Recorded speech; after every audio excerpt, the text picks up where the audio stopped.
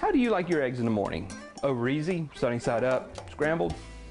Well, my name is Chris. We're going to talk about scrambled eggs this morning. Now, we all love scrambled eggs, but how many of us put extra things in the eggs trying to get that rich taste and feel in our scrambled eggs, when really we can change our technique of how we make the scrambled eggs and get that feel and taste without adding any additional fat from cream or butter or even cheese. Now, we are going to use some cheese in our eggs, but we're going to use it at the very end for flavor. We're not going to need it to get the texture and the feel we want. We're going to do all of that with technique. So we're taking our eggs and we're putting in our work bowl, and we're going to mix them up with the whisk. Now, the reason why we're going to use the whisk is we're going to beat them until they're light in color.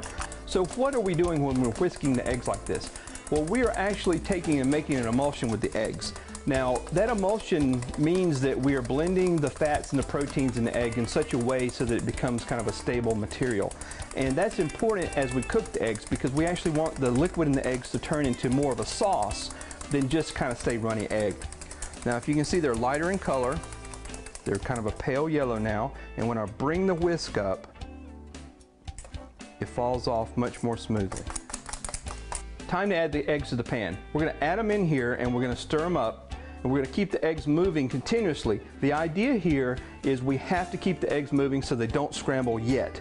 So now the eggs are a little bit steamy. We can see that we have a little bit of steam rising off the eggs. I'm going to turn the heat up just slightly, and we're going to start scrambling. So now how we're going to scramble, I'm going to just let them sit for just a minute, maybe 5 or 10 seconds, and I'm going to just push the eggs off the bottom of the pan. Every few seconds, I'm going to shake the pan, get all the liquid egg back to the middle where on this stove the hot spot is.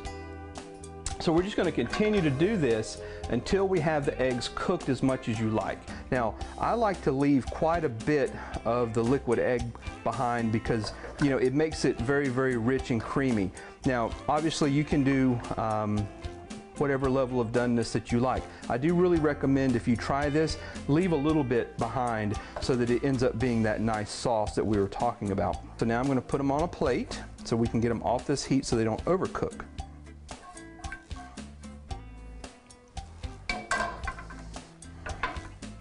So there we have the eggs. They're done in the plate. Now, as a flavoring, I'm going to add a little bit of Parmesan cheese over the top. And that's not very much, so we're going to get the flavor of the Parmesan without really having to cook them into the eggs. And there you go. There is probably some of the best scrambled eggs you will ever have. I really do hope you try this technique on your scrambled eggs, and believe it or not, you are learning something much more than just how to make good scrambled eggs. You're using a technique here and learning a technique that is going to allow you to make a great hollandaise sauce or even creme brulee. You use the same basic technique of how to handle the eggs. So please practice with your scrambled eggs, make great scrambled eggs, and then when you're ready, you can wow your friends and family with an awesome hollandaise sauce. Well, that's all the time that I have. My name is Chris, and I hope to see you again soon. Please leave a comment on the video and let me know what you think. Take care. Bye.